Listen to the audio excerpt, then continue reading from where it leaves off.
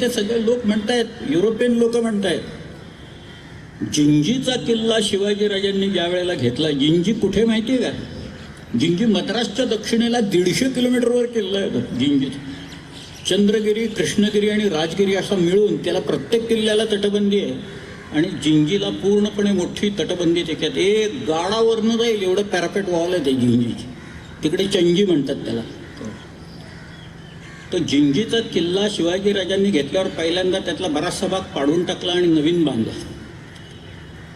पॉंडिचेरी त्यावेळेला आपल्याकडे होती बरं का. Pondicherry Shivaji महाराजांच्याकडे.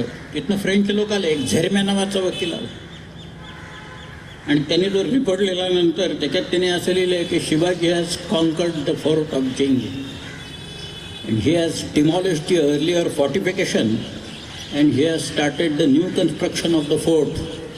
The bastions are so strategically placed that the fort appears to be constructed rather by the European engineers than the Indians.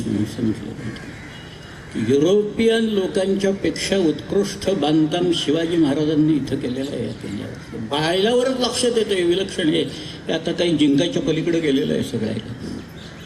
म्हणजे हे सगळे लोक इंग्रज किंवा फ्रेंच लोक स्वतःच्या दुर्गाच्या बाबतीत, त्या जिब्राल्टरच्या बाबतीत तर काय